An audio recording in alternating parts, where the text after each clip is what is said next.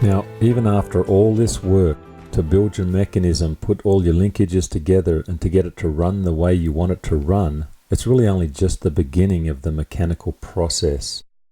Is it strong enough? Is it too strong? Am I wasting material? What material should I use to build the mechanism? Is it stable?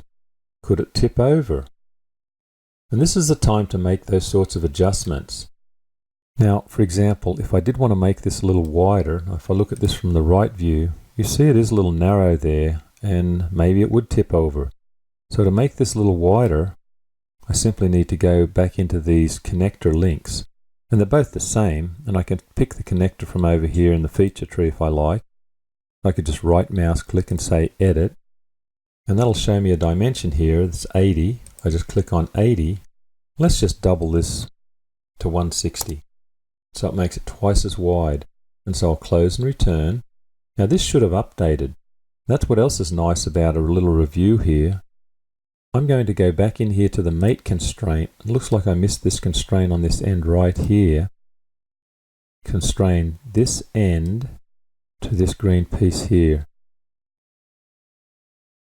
If I go back and run right now,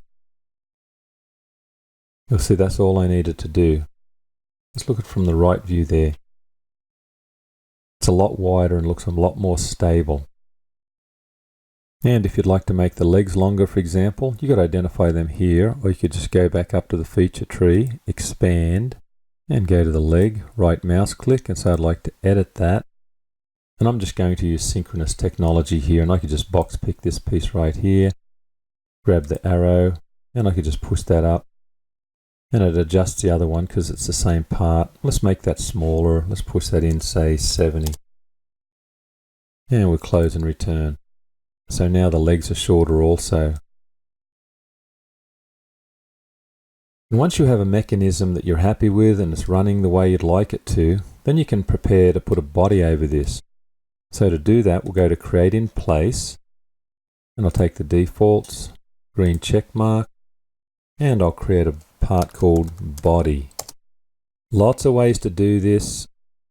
And what you're getting into now is product design. Just say I look at this from the top view, and I could come and place a rectangle. And I'm just going to do a rough concept here, just give you an idea. Place a box there, for example, and I'll extrude that. I need to pull it down a little at the base also, just to cover the rest of the mechanism here. And so the idea here is you just start creating some sort of concept here to cover this up. And I could go ahead and round some edges here. Now obviously this is a very primitive example.